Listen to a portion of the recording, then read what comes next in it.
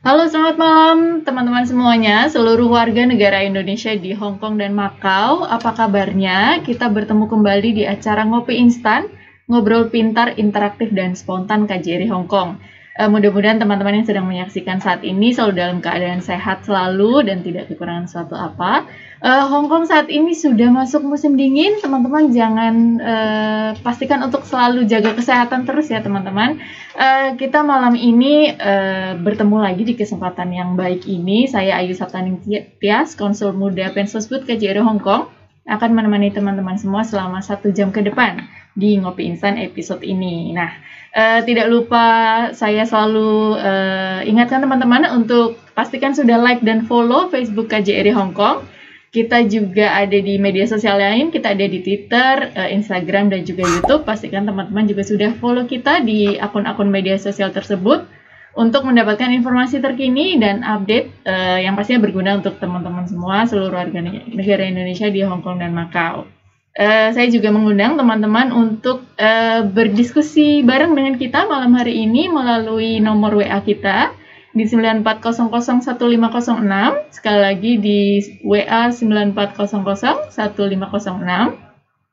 Pastikan teman-teman sampaikan pertanyaan maupun komentar maupun kisah dari teman-teman terkait tema kita pada malam hari ini melalui nomor WA tersebut. Kita ngobrol-ngobrol bareng di situ ya.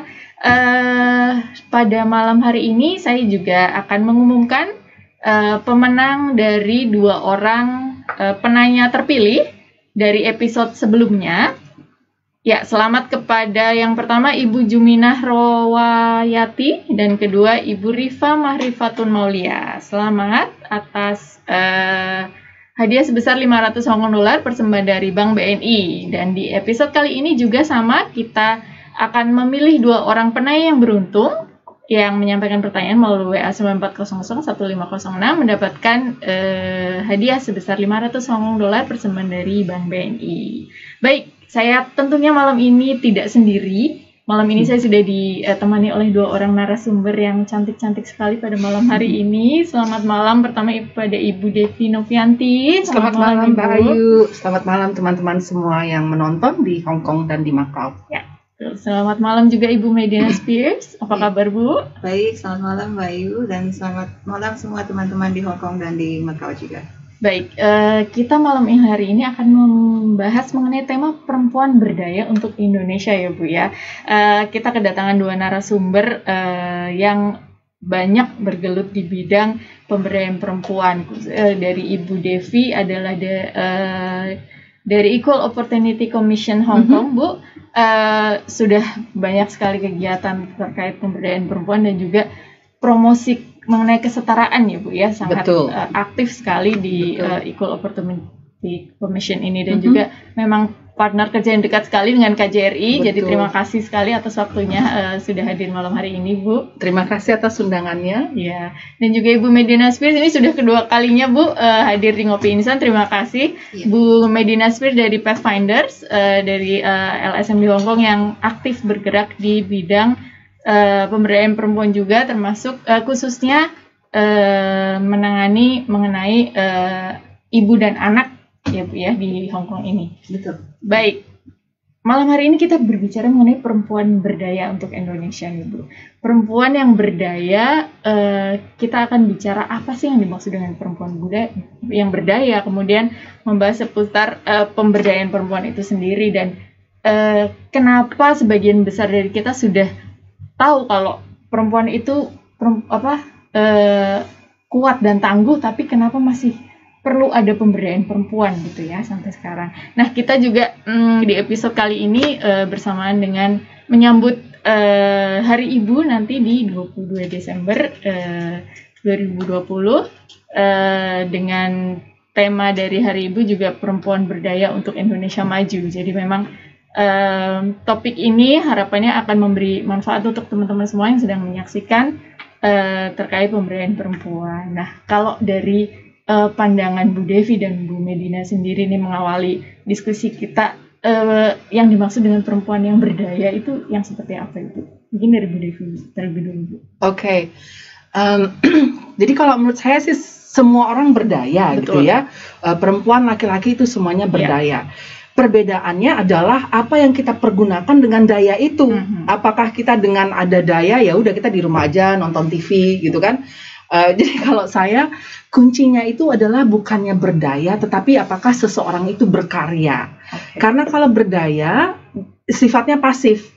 Kalau dia berkarya, dia menciptakan sesuatu, apakah itu untuk keluarga dan harapannya sih sesuatu yang lebih besar dari dirinya sendiri, sehingga dia bisa menciptakan sesuatu untuk lingkungan misalnya atau untuk bangsa gitu. Jadi kalau menurut saya secara pribadi bahwa kita itu semuanya berdaya. Perbedaannya adalah apa yang kita gunakan dengan daya yang kita punya itu. Mungkin Mbak Medina mau menambahkan? Ya. Sebetulnya saya juga setuju sekali ya. Itu yang ada di pikiran saya, karena walaupun kita sebagai perempuan atau sebagai semua laki-laki atau perempuan, kalau kita mencari ilmu, kemudian kita mengetahui banyak hal, tetapi kalau kita tidak menggunakan apa yang telah kita pelajari, apa ilmu pengetahuan kita itu, maka akan sia-sia. Itu menurut saya. Jadi berdaya itu tidak hanya seperti Ibu Mbak Devi tadi bilang, tidak hanya merasa berdaya, tapi juga harus melakukan sesuatu dengan apa yang kita miliki. Karena kalau tidak akan ada dampaknya sama sekali. Pentingnya perempuan untuk berdaya, berkarya, dan memaksimalkan kapasitas yang dia miliki itu apa hubungannya dengan peran perempuan yang saat ini mungkin dia juga sebagai ibu dalam keluarga, namun juga sekaligus juga perannya dalam dalam bekerja, dalam lingkungan kerja dan lain sebagainya. Gimana Bu?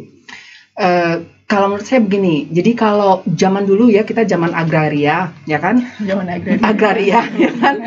Jadi perempuan, kita zaman agraria kita punya tanah besar. Iya. Kalau misalnya ada apa-apa, sayuran tumbuh sendiri, ada sawah, apa segala macam ya enggak. Nah, tetapi kan zaman sudah berubah sekarang. Jadi sekarang itu semuanya alat barter itu adalah dengan uang. Jadi kita jadi berkarya itu. Karena kalau menurut saya gini, ibu rumah tangga itu pun juga berkarya gitu kan, karena dia membesarkan keluarga, menciptakan keluarga harmonis, dan itu juga berkarya. Tetapi pertanyaannya adalah sekarang dengan zaman sekarang ini, kalau kita ngomongin berkarya, jadi kita memikirkan bahwa apakah itu menghasilkan, jadi seperti pelaku ekonomi gitu kan, jadi menghasilkan uang. Karena apa pentingnya? Karena kalau misalnya walaupun kita sekarang kita punya tanah, punya apa segala macam, tetapi kalau kita tidak bisa mengolah, ya kan anak mesti sekolah, ya kan mesti ada kebutuhan misalnya untuk sekolah, untuk rumah, untuk apa segala macam. Dan ini kalau misalnya suami, istilahnya kita punya suami yang kaya raya pun, misalnya kalau suatu saat dia sakit, otomatis kan perempuan harus turun tangan, ya kan?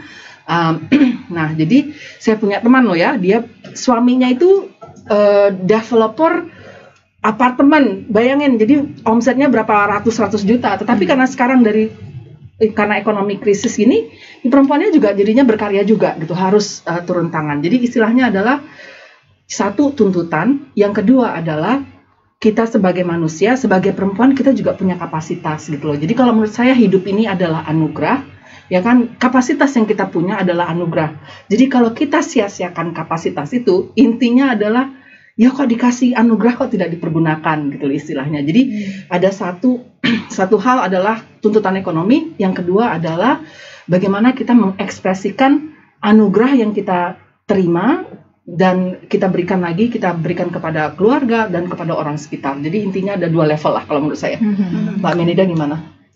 Ya, kalau menurut saya pemberdayaan diri ya, itu khususnya untuk wanita. Di sini mungkin untuk Hari Ibu ya, jadi istilahnya kita masukinlah sebagai orang tua. Orang tua itu adalah panutan dari anak. Dan kalau kita mempunyai banyak pengetahuan, banyak pengalaman, kita bisa berbagi dengan anak kita dengan percaya diri.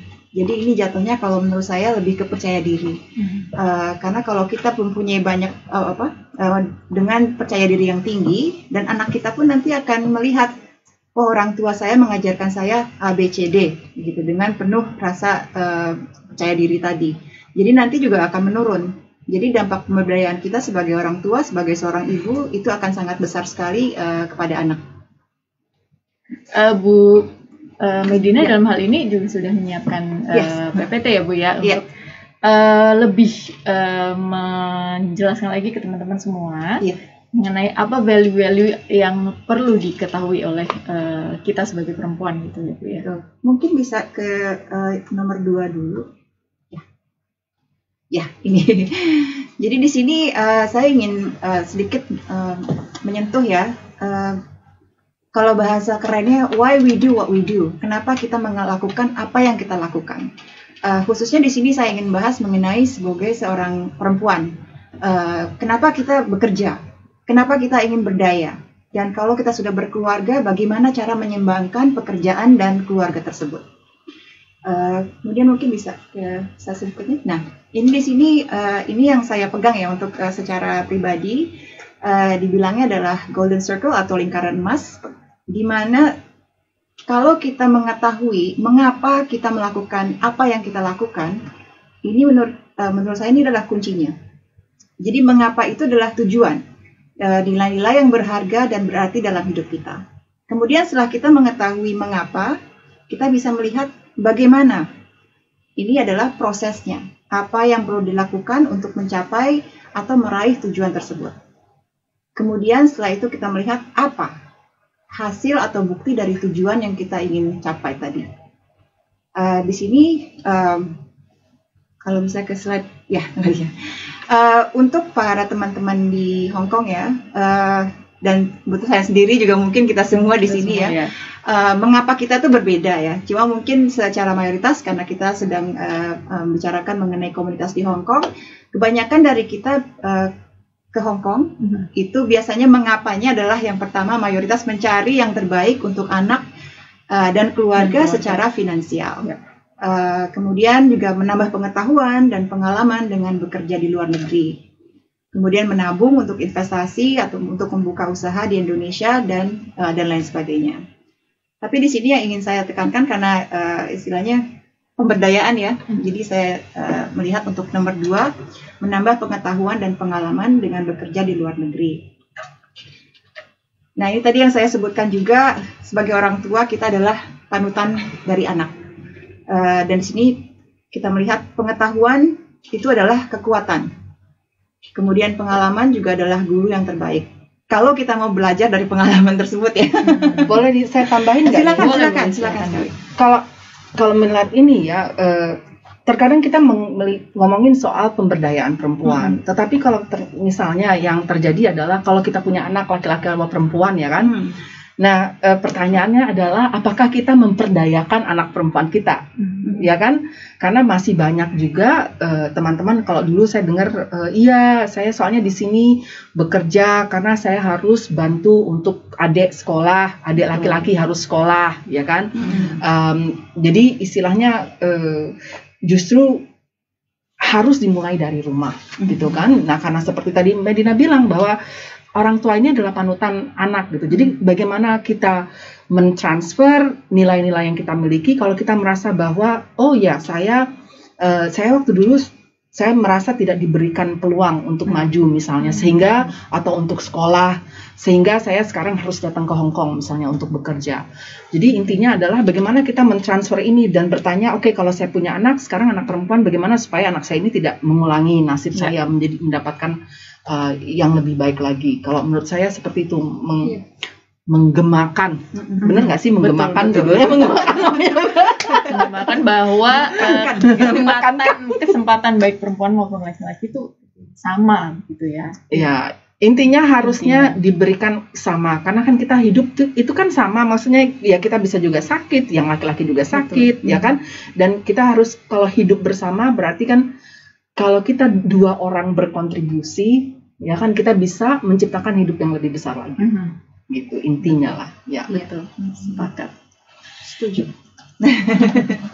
Oke, baik. Mungkin bisa ditampilkan lagi slide yang tadi. Oke. Ya, ini tadi bagaimana orang tua berdasarkan pengalamannya itu dapat mentransfer kepada anaknya kembali, bukan kembali ya, diteruskan lagi ilmu-ilmu yang dan pengetahuan yang didapat itu Dan tadi juga Bu Devi menyampaikan apabila ada pengalaman yang kurang baik dari sebelumnya, itu dijadikan pelajaran ya Bu, dan sebaiknya memang diberikan value-value yang baik kepada anak-anak yang saat ini diberikan pengetahuan lagi gitu ya. Karena bisa sekali ya untuk menambah dengan bekerja di Hong Kong ya, untuk para teman-teman di Hong Kong dan di Macau juga untuk menambah pengetahuan itu. Kalau kita banyak ya sarananya di Hong Kong ya, untuk kita semua menambah pengetahuan. Nah nanti kalau kita berkomunikasi dengan anak kita atau dengan keluarga kita di Indonesia, itu juga kita bisa istilahnya menurunkan lagi seperti tadi ya, atau menyebarkan lah istilahnya. Saya sudah belajar ini, saya sudah belajar itu. Inilah yang harus kita teruskan dalam keluarga kita, selalu menambah pengetahuan. Dan kemudian dari pengalaman juga mungkin bekerja di Hong Kong berbeda dengan pengalaman untuk bekerja di Indonesia, tapi apa yang kita bisa terapkan, yang kita dapatkan dengan bekerja di Hong Kong itu yang mungkin relevan dengan di Indonesia, atau mungkin apa sebaiknya yang bisa diterapkan di Indonesia. Dan itu juga bisa diturunkan kepada anak dan keluarga. Dan tadi dalam konteks keluarga juga bisa mungkin diterapkan dari segi kita sebagai perempuan, bagaimana kita juga mempromosikan hal-hal tersebut juga kepada sesama perempuan juga ya. Bagaimana pengalaman kita selama bekerja di Hong Kong ini bisa menjadi motivasi atau memberikan pengetahuan-pengetahuan baru kepada sesama perempuan yang kiranya belum terpapar dengan pengetahuan yang kita punya, mungkin selama bekerja di Hong Kong dan lain sebagainya gitu. Nah, tadi sempat kita singgung juga mengenai kesetaraan antara perempuan dan laki-laki gitu ya Bu ya. Kalau dalam konteks pekerja migran Indonesia di Hong Kong Ibu nih ya, kita ketahui masih ada stigma maupun diskriminasi yang terjadi kepada teman-teman begitu. Sebetulnya bagaimana secara umum pandangan dari masyarakat Hong Kong sendiri terhadap PMI ini Bu? Oke. Jadi sebelum saya mau menjawab pertanyaan itu, saya mau menjelaskan konsep. Jadi banyak orang yang salah pikir bahwa kesetaraan antara perempuan dan laki-laki itu berarti perempuan sama laki-laki sama-sama. Betul. Misalnya kerja bakul jadi kuli, misalnya harus bisa jadi kuli atau apa gitu kan. Nah, konsep persamaan kesempatan istilahnya adalah kita melihat bahwa perempuan dan laki-laki harus mendapatkan kesempatan yang sama. Ya kan, dengan melihat perbedaan di mana perempuan itu misalnya harus melahirkan, harus menyusui misalnya, dan sesuatu yang istilahnya harkatnya wanita istilahnya. Jadi kelonggaran harus diberikan kepada wanita untuk juga hidup sebagai wanita istilahnya. Betul. Yang menstruasi lah apa segala macam. Nah, kalau kita ngomongin soal diskriminasi di Hong Kong ya, jadi banyak teman-teman yang bilang, Mbak Devi misalnya, kalau kita ngomongin mereka pergi ke toko istilahnya, atau pergi ke toko lah kemana, aduh Mbak Devi saya didiskriminasi, ya soalnya yang nggak apa-apa lah, abis gimana sih saya cuma pekerja rumah tangga gitu kan. Kadang-kadang saya bercanda sama mereka gini, kalau saya ke toko orang tahu nggak sih saya pekerja rumah tangga apa enggak? Nggak tahu, ya kan? Kecuali kalau misalnya istilahnya kalau saya mungkin pakai perhiasan yang luar biasa gitu kan, orang mungkin lihatnya ya nggak mungkin lah pekerja rumah tangga misalnya. Tapi kan pekerja rumah tangga juga bisa pakai perhiasan yang luar biasa, ya kan? Nah, intinya adalah kalau saya pergi ke toko orang nggak tahu siapa saya. Orang melihatnya adalah berdasarkan warna kulit, ya kan?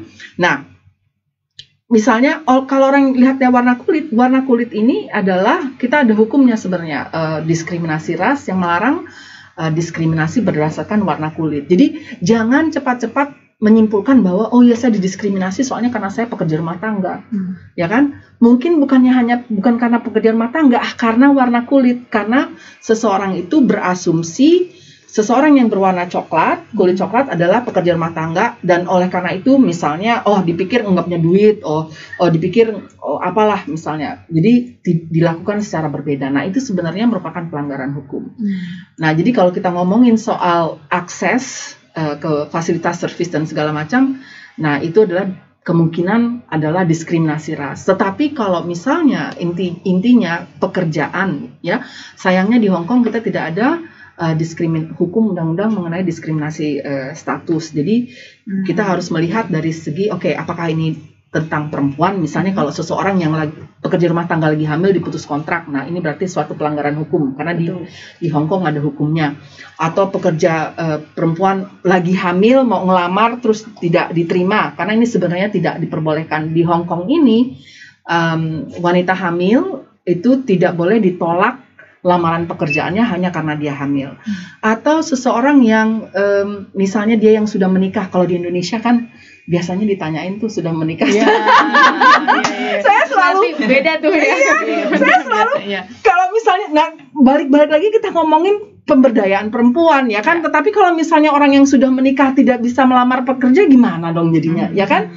Nah, paling nggak di Hong Kong ada hukumnya yang bilang kalau misalnya dia punya misalnya walaupun dia sudah menikah, apakah statusnya janda, apakah dia statusnya single, itu tidak boleh didiskriminasikan. Jadi di Hong Kong ada diskriminasi mengenai status keluarga, lalu status keluarga, lalu status perkawinan, lalu istilahnya dan diskriminasi berdasarkan kehamilan atau kecacatan. Jadi istilahnya sebagai wanita itu sebenarnya kita ada perlindungannya di Hong Kong, dan juga ada diskriminasi ras. Jadi intinya adalah jangan merendahkan diri sendiri gitu loh, ya kan? Kadang-kadang kita sudah jiper sendiri, udah aduh kayaknya saya udah gini, mungkin gara-gara saya bilang belum tentu, orang saya aja pergi ke pasar aja, kadang-kadang orang pasar bilang gini, gimana sih ngomongnya bahasa Cina gini, sek Jovan Mea ya cek sek mana. Saya belum pasti, jadi istilahnya tukang sayur nih, saya belanja ke sayur, tukang sayur bilang udah makan belum, makan barengan yuk gitu kan. Iya kan. Jadi intinya orang nggak tahu siapa kita istilahnya, tapi jangan cepat-cepat merendahkan diri ya kan, karena memang mungkin karena pekerjaan saya gitu kan. Sebenarnya mungkin dia punya asumsi terhadap warna kulit. Nah ini ingat kalau misalnya warna kulit ada perlindungannya. Jadi kalau kita didiskriminasikan, kita merasa kita didiskriminasikan berdasarkan orang Indonesia, dan konotasinya masyarakat luar, konotasinya misalnya orang Indonesia ini berarti pekerja rumah tangga, nah ini berarti sesuatu yang kemungkinan adalah pelanggaran ras. Jadi sesuatu yang bisa dilaporkan ke IOC. Oke, baik. Ya. Aku dalam upaya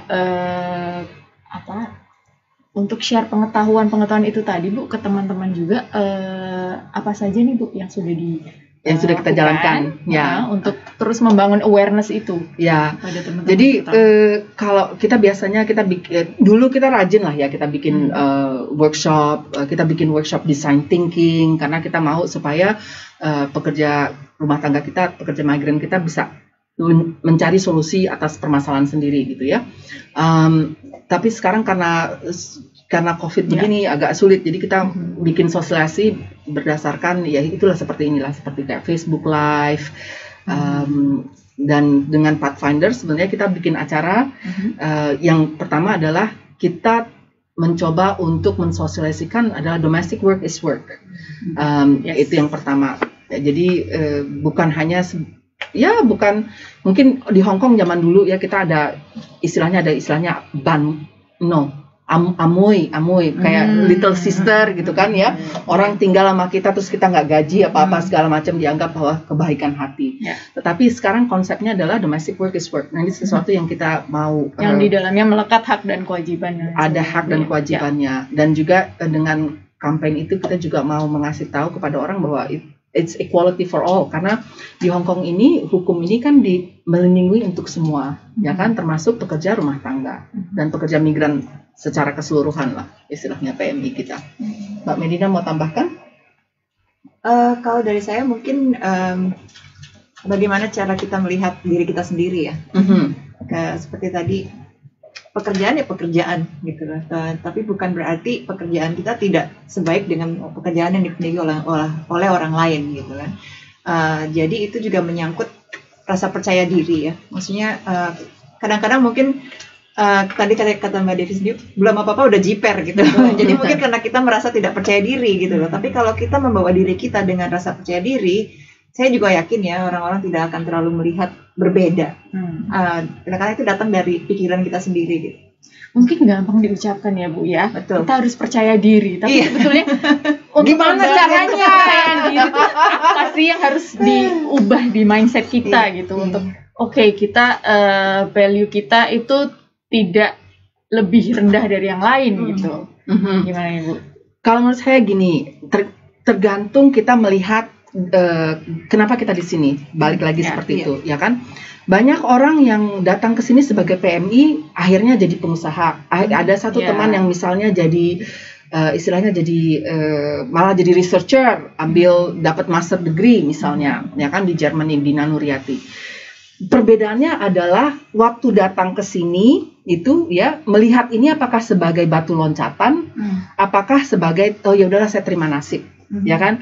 Nah, ini sesuatu konsep yang mesti dirubah. Nasib itu selalu bisa dirubah, betul, ya kan? Nasib. Jadi maksudnya sebagai orang Muslim, ya kan, dibilang di Al-Quran dibilang bahwa Tuhan tidak akan merubah nasib bangsanya kalau dia tidak berusaha. Nah, sekarang kalau misalnya kita bilang ya udahlah saya nggak apa-apa lah, saya memang nasib begini gitu kan, tidak berdaya, tetapi tidak tahu bahwa dia berdaya, ya kan, dan tidak berkarya, akhirnya kan tidak berubah gitu loh. Nah, jadi istilahnya gini, kalau misalnya saya ini merasa saya nggak ada apa-apanya, misalnya, cobalah bikin pertama-tama ya, yang paling mudah, bikin list 10 hal atau sebanyak-banyaknya hal yang kita pintar memasak, kita pintar mencari teman, kita dipercaya teman, apa segala macam. Jadi kalau kita melihat list itu, oh iya ya, saya sebenarnya tidak seperti seburuk apa yang saya bayangkan, ya kan, dan hargailah bahwa oh ya ternyata saya ini. Jadi kenalilah kemampuan kita sendiri. Itu langkah yang pertama untuk menjadi confidence. Yang kedua, sadarilah bahwa dengan ini dari sesuatu kita bisa melangkah lebih lanjut lagi gitu loh. Nah, tapi cuma ini percakapannya panjang ini. Ada pertanyaan lagi. Banyak. Oke. Iya. Oke. Ya, mungkin dari Bu Medina ada yang ditambahkan? Ya, saya setuju sekali ya. Maksudnya tadi balik lagi, kalau saya, tujuan kita apa di sini? Kalau tujuan kita hanya menerima nasib, ya mungkin juga ke depannya ya seperti itu aja, tidak akan banyak perubahan gitu kan. Tapi kalau memang kita mempunyai tujuan, biasanya kita lebih terfokus ya, lebih terfokus dan lebih terpicu untuk melakukan sesuatu yang bisa menambah rasa percaya diri tadi. Dan juga biasanya kalau kita ingin menambah percaya diri, kita di lingkungan orang-orang yang biasanya sama gitu loh. Law of attraction dibilangnya. Jadi hukum yang daya tarik ya, hukum daya tarik. Kalau kita ingin belajar, biasanya kita dikerumuni dengan orang yang ingin belajar juga. Nah, dari situ kita bisa menambah rasa percaya diri ya, karena banyak sekali orang-orang seperti di sekitar kita seperti itu. Kalau kita hanya ingin ya sudah seperti inilah saya, ya sama aja nanti lingkungannya seperti itu juga. Jadi tidak ada rasa terpicu ingin memperbaiki diri, karena hidup itu sangat berharga ya. Dan untuk saya pribadi, kalau tidak ada tujuan dan tidak ada goal, itu sepertinya sayang sekali. Bayangin naik taksi nih ya, kita naik taksi, terus bilang sama supir taksinya tanya, Neng mau kemana Neng? Tahu deh. Kalau nggak ada tujuan, benar nggak? Betul, ya kan? Nggak tahu bang. Terserah abang. Ya kan, terserah abang. Kan abangnya tahu bang kemana nih, gitu kan? Kan serem tuh, gitu kan? Atau malah dibawa ngiter, ya kan? Ngiter aja, terus ntar diturunin di tempat yang sama, kan berarti buang-buang uang, buang-buang waktu, ya nggak? Sama halnya seperti hidup. Jadi kalau kita tidak punya tujuan, ya kan, akhirnya tiap tahun ya begitu saja, ya kan? Nah, makanya hal ini Hari Ibu, akhir tahun, sesuatu yang mungkin pantas untuk teman-teman untuk renungkan. Oke, sekarang saya sudah berapa lama di Hong Kong? Apa sih yang saya mau capai di tahun 2021 dan beyond, misalnya, dan lebih dari itu lagi. Jadi dan sehingga kita ada tujuan dan bisa melakukan langkah-langkah di mana kita bisa mencapai tujuan tersebut. Iya, menjadi momen refleksi. Ya, gitu betul. Oke, baik. Kita sudah ada pertanyaan nih Bu dari teman-teman. Terima kasih teman-teman sudah bertanya. Mari kita bahas bareng ya Bu ya. Siap. Baik, pertanyaan yang pertama, selamat Hari Ibu sedunia. Selamat Hari Ibu juga kepada Ibu Faiz di Hong Kong ya. Ini pertanyaan yang pertama, seperti yang telah mengakar di masyarakat, ketika kita menemui pemegang jabatan tinggi adalah perempuan. Mengapa menjadi perempuan berarti istimewa? Benarkah maraknya gerakan perempuan Indonesia di sebuah organisasi bertujuan menyadari pentingnya kesetaraan gender di Indonesia lebih maju? Kemudian apakah menjadi perempuan berdaya itu berarti wajib cukup dalam sisi finansial dan harus berwawasan saat berkeluarga? Lalu bagaimana semestinya menyiapkan diri sebagai empowerment of women bagi yang belum menikah? Baik, yang pertama ini banyak sekali gerakan-gerakan perempuan di Indonesia sekarang. Apakah itu menunjukkan kesadaran akan pentingnya kesetaraan gender di Indonesia? Itu yang pertama. Kemudian yang kedua ini, kalau boleh saya simpulkan, apakah menjadi wanita yang berdaya itu adalah cukup dari segi finansial saja ataupun yang lainnya? Dan bagaimana menyiapkan diri sebagai wanita yang berdaya untuk yang belum menikah? Oke, wow, gimana? asik nih pertanyaannya. Oke, bisa di-share. Oke, Bisa dilihat pertanyaannya. balik lagi pertanyaannya. Oke, siapa yang mau, Mbak Dina atau saya duluan nih? Iya, boleh. Oke, nah yang pertama adalah seperti pertanyaannya yang ada tangannya begini ya. Betul. Benarkah maraknya gerakan perempuan Indonesia bertujuan menyadari pentingnya kesetaraan gender maju? Oke, nah sekarang begini, kalau banyak organisasi perempuan, mungkin berarti pentingnya organisasi perempuan itu untuk menyadari, memberi kesadaran kepada seluruh masyarakat Indonesia bahwa pentingnya kesetaraan gender. Nah, saya tidak begitu mengikuti lah ya yang percakapan di Indonesia tentang kesetaraan gender. Tetapi bayangkan ya, setengah populasi dari Hong Kong istilahnya adalah perempuan. Hampir setengah dari populasi seluruh dunia adalah perempuan, hampir ya. Jadi kalau kita bayangkan kita punya dua tangan, ya kan? Nah, kita cuma beroperasi dengan satu tangan. Mau makan, mau hidup, mau apa segala macam dengan satu tangan. Nah, sebagai bangsa, apakah kita akan cepat maju kalau kita hanya mempergunakan satu tangan? Ya kan? Oleh karena itu perlu ada dua tangan, sehingga dengan dua tangan kita bisa melakukan lebih banyak lagi. Ya, nah jadi itu. Jadi ini pentingnya. Jadi saya appreciate lah kalau misalnya memang banyak organisasi gender di Indonesia karena memang mungkin diperlukan intinya. Nah yang kedua, apa tadi pertanyaannya? Yang kedua, apakah yang dimaksud perempuan berdaya itu wajib cukup dalam sisi finansial dan harus berwawasan saat harus cukup? Tidak cukup itu apa sih? Siapa sih yang bilangin cukup, ya kan? Apalagi manusia katanya nggak pernah ada kata cukup ya. Tidak pernah cukup ya kan? Yang penting adalah yang menjadi perempuan berdaya adalah seseorang yang merasa bahwa kalau ada apa-apa saya mampu untuk menghadapi, untuk berdiri di atas kaki sendiri, intinya itu. Jadi misalnya kalau misalnya ada istilahnya, kalau saya single, orang tua saya sakit, saya bisa membantu orang tua. Kalau misalnya saya sakit, saya punya sedikit usaha atau tabungan sehingga kalau saya sakit saya tidak bisa bekerja, saya bisa menghidupi diri saya sendiri misalnya. Jadi nah itu dari segi ekonomi. Dan yang kedua, of course, wawasan lah ya. Jadi istilahnya bahwa kalau saya ngomongnya gini, kalau kita berdaya dan berkarya, ya kan, kita nggak sempet tuh ngomongin orang lain, ya kan, orang kita sibuk sendiri gitu kan. Nah, sibuk jadi mengembangkan kapasitas kita. Sibuk kapasitas, sibuk belajar, sibuk apa. Jadi istilahnya, jadi secara emosional dan jadi ada istilahnya emosionalnya juga ada peningkatan lah istilahnya. Jadi nggak terlalu baperan, nggak terlalu betean gitu kan. Jadi biar aja orang mau ngomong apa ya sudah terserah. Ya orang mau ngomongin ini, orang lebih ternyata orang ini beli ini ya, yang itu gini ya udah terserah ya kan, dia rezeki masing-masing gitu kan. Jadi memang ada wawasan, ada emosionalnya juga sudah lebih mapan dan segala macam. Nah itu menurut saya. Yang ketiga, Mbak Madina mau ini enggak kontribusi. enaknya pilih duluan, bisa milih gitu kan.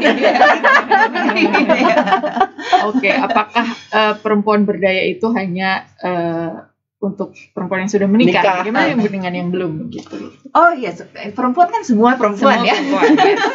Menikah atau belum menikah itu sebagai perempuan nih, nggak ada pengecualian ya. Menyiapkan diri sebagai empowerment ya bagi yang belum menikah itu buat saya penting ya. Karena sebagai seorang misalnya saya sebagai seorang ibu ya, saya punya banyak limitasi karena saya punya keluarga gitu kan. Jadi pemberdayaan saya juga mungkin lebih terkonsentrasi ke hal-hal tertentu.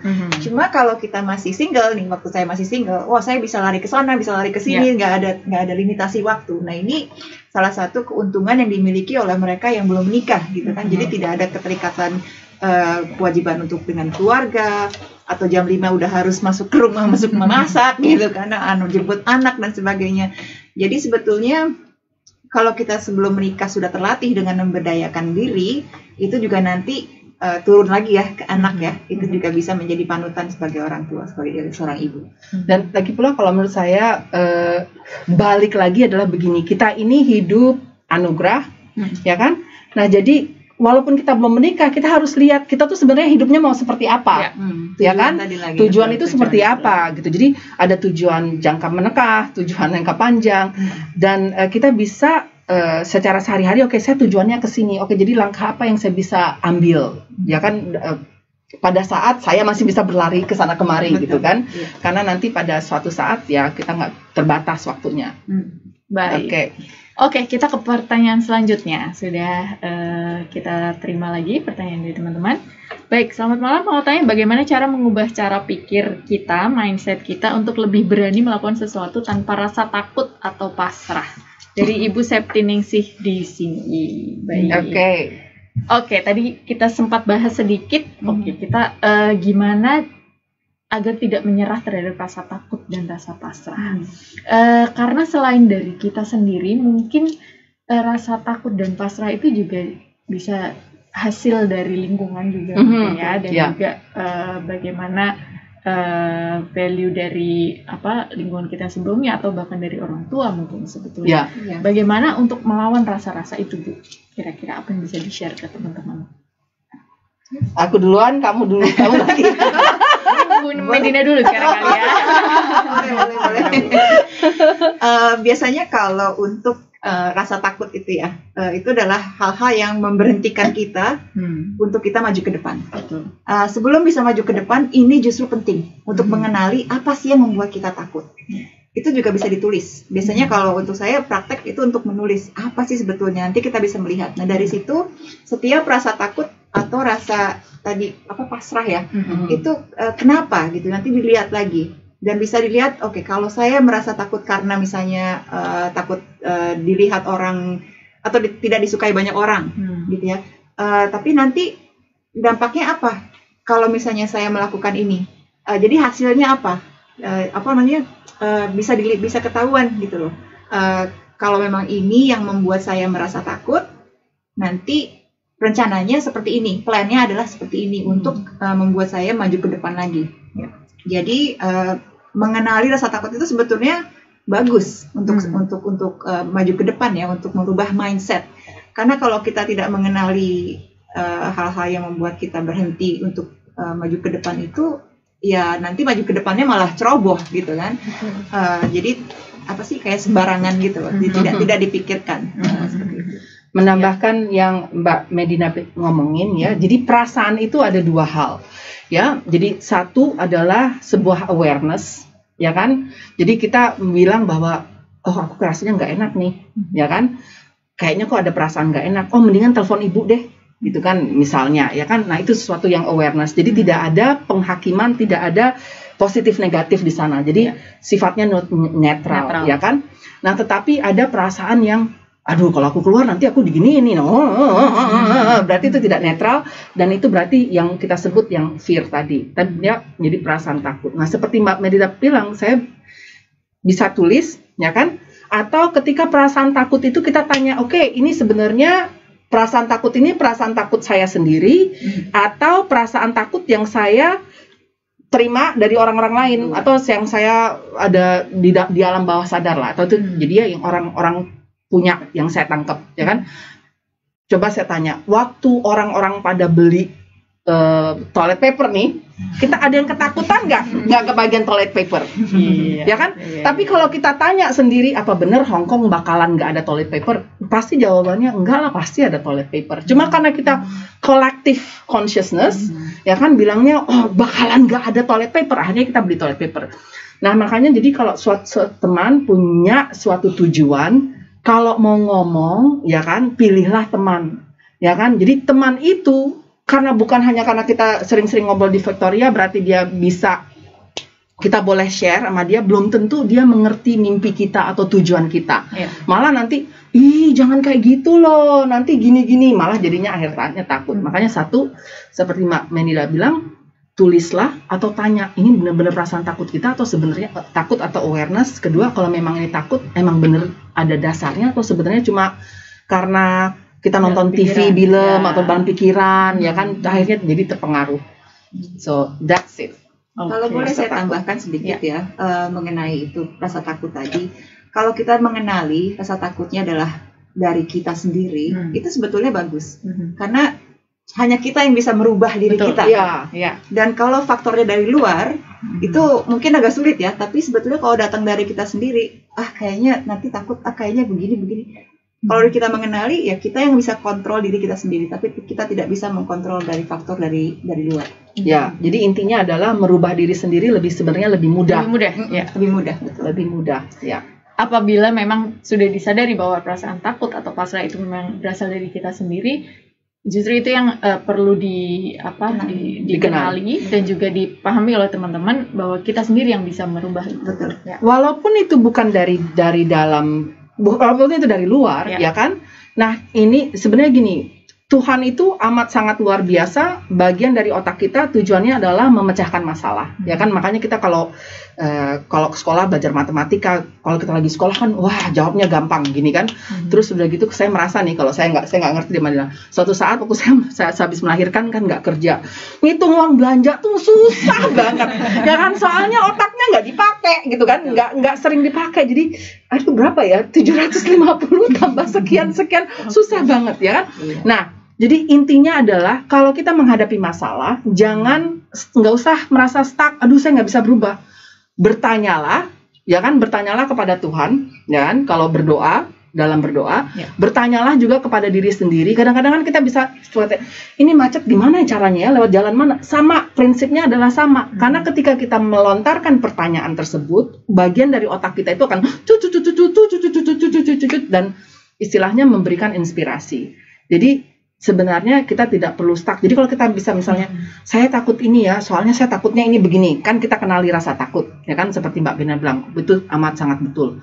Jadi kita bisa tanya, oke, bagaimana cara ngelesnya ya, muterinnya bagaimana ya? Kalau kita gitu gimana? Kalau kita nggak bisa gunung terlalu tinggi, nggak bisa lewatin, yang ngelesnya aja bagaimana? Ya kan? Nah, istilahnya begini, kalau saya selalu bilang sama teman-teman, ya, bahwa misalnya kalau kita orang adalah beragama, ya kan, Tuhan itu menciptakan alam semesta, ya kan, apapun yang kita minta itu tidak sebanding dengan kemampuan Tuhan, istilahnya, ya kan. Jadi kalau kita bertanya, kalau kita yakin, istilahnya inspirasi itu akan datang. Cuma kadang-kadang bedanya gini, nggak mau terlalu susah gitu kan. Tapi itu lain lagi ceritanya, ya kan. Mindset itu unik sekali ya menurut saya. Karena ini kita bisa ngobrol lama banget nih kalau menurut saya. Karena ini yang sekarang saya kerjakan. Jadi cara pandang juga ya. Cara pandang kita melihat sesuatu. Mungkin pernah teman-teman melihat ada teori ya di sini.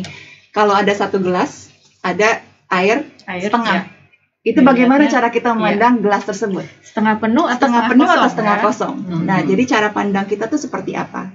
Kalau kita merubah cara pandang kita, apa yang kita pandang akan berubah. Ya, itu istilahnya. Jadi itu gimana kita lah, balik lagi ke kita. Ya. Baik. Wah, ini sangat enlightening sekali kita. Oke, kita ke pertanyaan selanjutnya ya, Bu. Sudah ada lagi. Ini teman-teman lumayan banyak yang bertanya. Oke, kita bahas. Oke, dari Ibu Rina. Selamat malam Bu Ayu, Bu Devi, Bu Dina. Selamat malam. Mau nanya, kita jauh dari anak dan keluarga. Bagaimana kita bisa membantu mendidik anak sementara di sini juga jam kerja di majikan tiap hari cukup menyita waktu. Ya, ini problem yang banyak dihadapi oleh teman-teman kita PMI yang ada keluarga di Indonesia begitu ya. Bagaimana membagi waktu dan mendidik sementara ada halangan berupa waktu yang tidak memungkinkan. Gitu. Mungkin gimana ya dari Bu Dina dulu lah, karena kan anak, ibu dan anak ya kan, Pathfinder. Nanti aku nambahin aja, oke. Ini sebetulnya memang cukup berat ya bagi para teman-teman yang bekerja di Hong Kong atau di Macau juga dan mempunyai anak di Indonesia, apalagi kalau anaknya masih kecil-kecil ya. Jadi yang jelas sekarang zaman sudah berubah sekali, nggak kayak dulu ya surat-suratan atau telepon-teleponan pakai koin ya. Sekarang udah instant bisa melihat real time judulnya, hidup live kayak sekarang kita ya.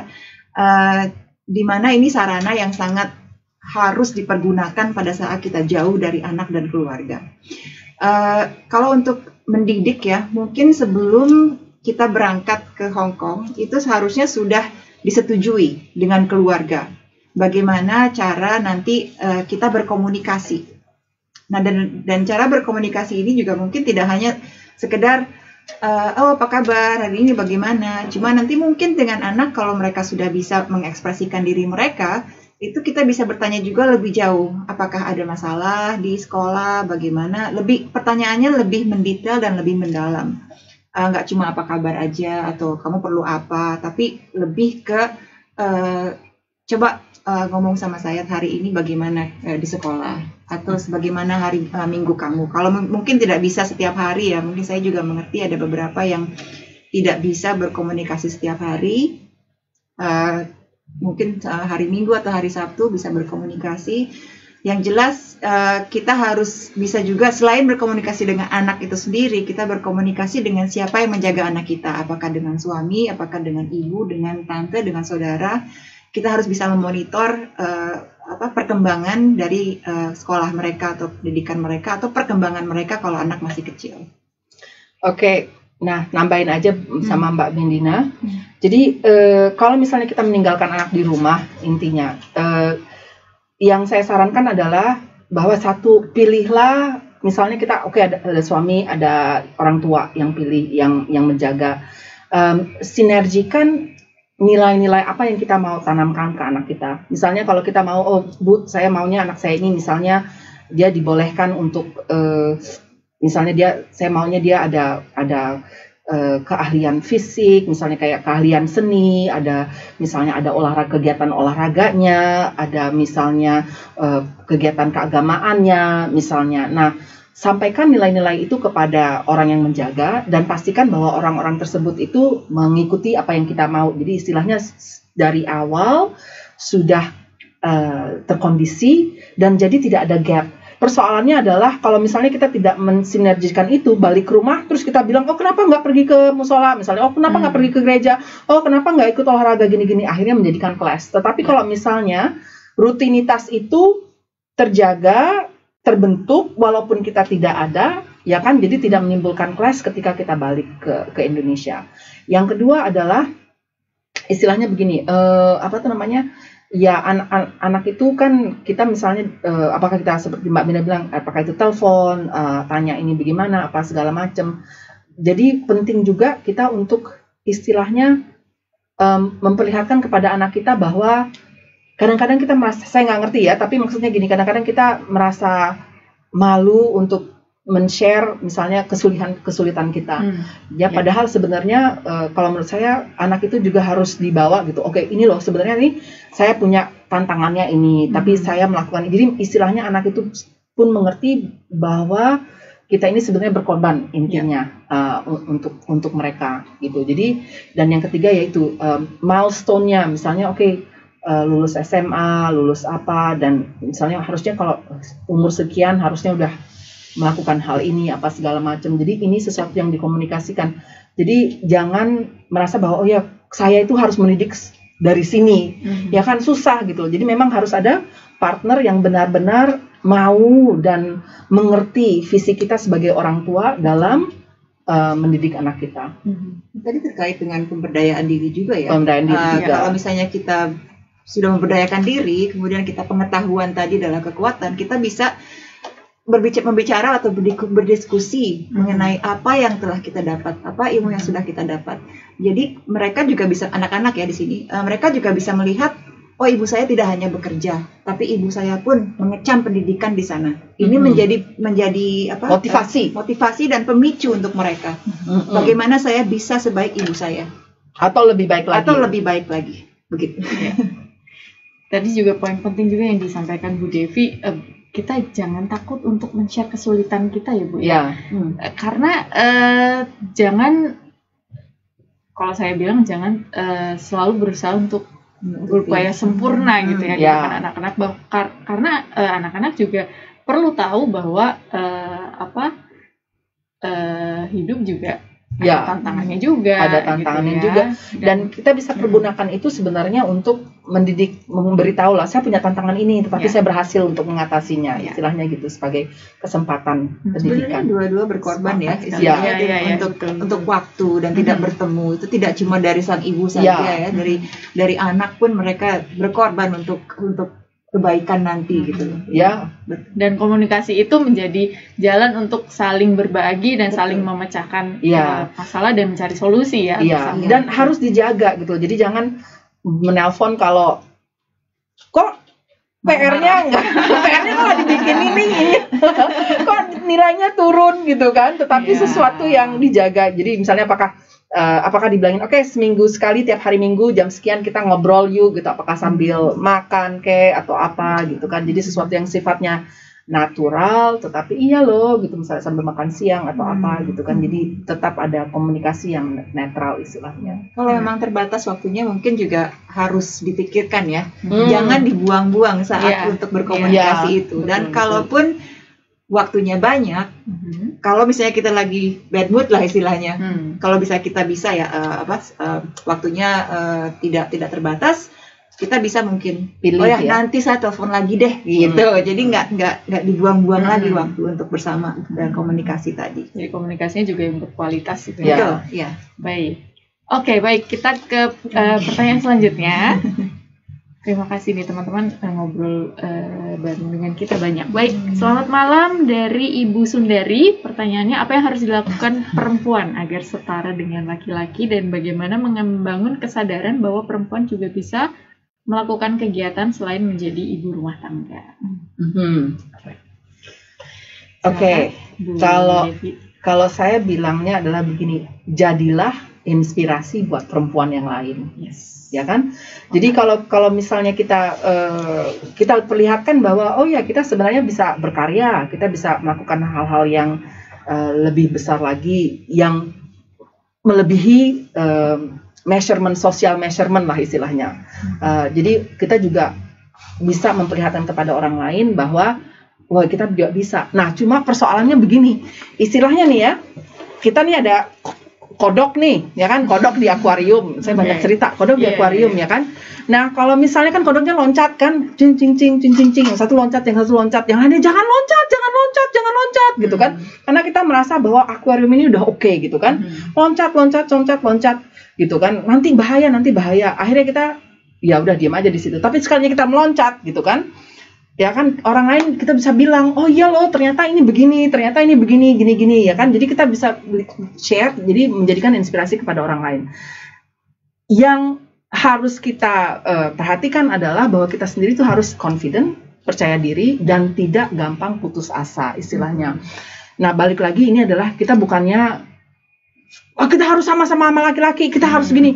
Laki-laki bisa punya istri 4, perempuan kita nggak ngomongin itu ya. Jadi kalau kita ngomongin kesetaraan adalah bahwa perempuan itu berhak untuk mendapatkan pendidikan yang layak sesuai dengan apa yang kita mau, mencapai aspirasinya. Apakah dia mau jadi ibu rumah tangga, apakah dia mau jadi profesor, apakah mau jadi astronot. Dan dia harus juga kalau misalnya dia melakukan pekerjaan yang sama, jadi harusnya dapatnya gaji yang sama dong, kan kerjanya sama, nilainya sama, posisinya sama, kualifikasinya sama, kerja sama. Yang kita omongkan seperti itu, ya kan? Nah, ini sebenarnya orang-orang takutnya gini, wah nanti kalau misalnya setara nih maksudnya apa nih gitu kan? Nah, padahal sebenarnya yang kita omongkan adalah kesetaraan itu adalah kita mempunyai kesetaraan yang sama untuk mengaktualisasi, untuk mengekspresikan kemampuan kita. Balik lagi adalah apakah kita laki-laki, apakah kita perempuan, apa yang kita punya, apa yang kita kemampuan, ilmu yang kita miliki adalah suatu anugerah. Hidup ini adalah anugerah, ya kan? Nah, bagaimana caranya kita mengaktualisasikan, mengekspresikan apa yang kita miliki untuk kebaikan keluarga, untuk kebaikan masyarakat, kebaikan sosial. Nah, seperti itu. Ya, tapi itu mesti jadilah inspirasi buat orang lain dan jangan mudah putus asa gitu loh, atau Mbak Medina gimana ngomongnya? Tambahannya? Iya, saya setuju. Soalnya di sini kayaknya banyak miskonsepsi ya mengenai setara dengan laki-laki gitu. Jadi kayak apa namanya? Kayak seperti tekanan gitu, sebagai seorang wanita untuk setara dengan laki-laki. Sebetulnya apa? Jangan sampai dijadikan tekanan. Tapi tujuannya itu apa? Balik ke tujuan lagi ya. Tujuannya untuk kita seperti itu tuh apa? Kalau bisa jangan dikarenakan faktor luar, tapi dikarenakan faktor kita sendiri. Sebagai seorang perempuan atau sebagai seorang manusia lah istilahnya. Secara umum, kita bisa juga di posisi seperti ini. Karena kalau misalnya secara fisik ya, kita sudah berbeda dengan laki-laki. Kekuatan berbeda dengan laki-laki. Kita nggak bisa berkuli selama dari jam 9 sampai jam 5 pagi. Itu sudah pasti, itu secara biologis, secara sains ya, secara ilmu yakin. Jangan bawa sains loh. Kekuatan mungkin berbeda ya di sini dalam arti secara fisik. Mungkin kalau dilatih bisa lah. Kalau dilatih yang sama laki-laki, karena banyak juga laki-laki yang juga nggak kuat juga ada juga. Iya betul. Ya, mungkin kalau ditambah dengan beberapa hal kita juga bisa sekuat mereka. Cuma kalau menurut saya jangan sampai salah kaprah dengan kata setara dengan laki-laki. Kita harus berbuat apa yang kita mampu dan kita harus berbuat semaksimal mungkin. Dan kita harus diberi kesempatan untuk mengaktualisasikan itu kuncinya. Itu artinya setara itu seperti itu ya. Jangan sampai ada miskonsepsi atau misunderstanding istilahnya. Mendapatkan kesempatan yang sama dan pilihan yang sama, dan juga kesempatan atas pilihan tersebut tidak mendapat penghakiman. Karena kadang ibu yang memilih bekerja misalkan mendapat itu bisa dibilang kan itu ukuran sukses. Itu kita dan mendapatkan judgement gitu dari lingkungan sekitar. Dan itu tidak terjadi di laki-laki kan. Ketika kita lihat laki-laki sukses, ya oke, itu positif. Tapi untuk perempuan terkadang malah berkonotasi negatif gitu ya. Dan itulah yang ingin kita terus promosikan, bahwa agar pilihan-pilihan yang dipilih oleh perempuan itu tidak itu tadi ada penghakiman dan lain sebagainya. Nah, makanya kalau menurut saya tuh perempuan itu harusnya, jadi gini, sains, ini beneran sains nih. Jadi waktu itu saya datang di acara diskusi yang diadakan di Hong Kong University. Jadi ada profesor dari sosiologi, jadi dia meneliti monyet. Jadi ada satu grup monyet itu adalah kalau misalnya yang jadi yang laki-lakinya itu bergerombol. Jadi kalau satu yang diserang langsung semuanya membantu yang laki-lakinya itu. Tetapi ya kalau kita malah perempuan, ya kan? Kita bukan hanya dihakimi oleh laki-laki, kita juga dihakimi oleh perempuan. Iya. Ya kan? Betul. Nah, kalau kita ngomongin laki-laki, makanya kan ada yang toilet men's club yang segala macam kan, kita kenal istilahnya itulah. Jadi perempuan itu tantangannya besar. Nah, sekarang gini, sebagai kita perempuan, ya janganlah kita memberi tantangan kepada perempuan yang lain istilahnya. Nah, bagaimana caranya supaya kita tidak menghakimi perempuan, karena perempuan itu sudah jelas bakalan dihakimi laki-laki. Gitu. Ya, karena kita sudah tahu tantangan kita sebagai perempuan itu tadi, justru kita yang harus mendukung. Ya, mendukung sesama perempuan. Women support women ya, Bu ya. Ya, betul. Oke, baik. Ini tidak terasa sudah hampir 1 jam atau bahkan sudah lebih kita ngobrol-ngobrol ya, Bu ya. Tapi untuk menutup sesi kita pada malam hari ini, mungkin saya boleh bertanya ke Bu Devi dan Bu Medina, ada nggak satu nasihat yang pernah diterima untuk perempuan dari versi Bu Devi dan Bu Medina yang bisa di-share ke teman-teman? Nasihat terbaik apa nih, Bu? Aduh, kalau terbaik pressure on, susah, tergantung tergantung anunya, kondisinya. Oke, Medina duluan deh aku. Apa nih kira-kira, Bu? mungkin ada beberapa ya di sini. Kalau untuk yang terbaik mungkin sulit ya. Atau yang pernah diterima dari Bu Maidida dan ingin di-share ke teman-teman untuk perempuan. Ya, kalau menurut saya khusus sebagai perempuan ya, jangan melihat kita sebagai perempuan dijadikan hambatan, tapi dijadikan seperti tadi kita bicarakan, jadikan tantangan. Biasanya kalau kita ditantang ya, kebanyakan ya, itu kita ingin melampaui tantangan tersebut dengan keluar dengan hasil yang baik. Dan ini juga berhubungan dengan nanti percaya diri. Kalau kita bisa melampaui tantangan tersebut, apalagi sebagai perempuan, apapun tantangan itu rasa percaya diri kita akan lebih tinggi lagi. Baik, terima kasih. Bu Devi, silakan. Kalau saya nih ya, don't play small. Jadi istilahnya jangan mengecilkan diri sendiri. Balik lagi seperti itu, ya kan? Karena kadang-kadang kita merasa bahwa aduh nggak bisa nih apa segala macam. Nah itu, atau jangan menyembunyikan diri sendiri seperti yang Mbak Benida bilang. Kalau kita mau senang belajar, kita dapat temannya belajar. Tetapi kalau kita tidak keluar sebagai diri kita sendiri, kalau kita menyembunyikan diri kita sendiri, orang kan nggak ngerti bahwa kita tuh senangnya ini, kita tuh senangnya ini. Jadi istilahnya adalah don't play small, jangan mengecilkan diri sendiri, karena kita semua punya kemampuan. Kita semua adalah orang yang berdaya. Jadi kalau kita menyembunyikan diri kita sendiri, kita play it small. Jadi anugerah yang kita punya itu sebenarnya jadi tidak bisa teraktualisasi. Baik. Terima kasih sekali atas waktunya Bu Devi dan Bu Maidida sudah share banyak hal pada malam hari ini ke teman-teman semua. Mudah-mudahan teman-teman dapat mengambil manfaat yang positif dari episode Ngopi Instan kita pada malam hari ini.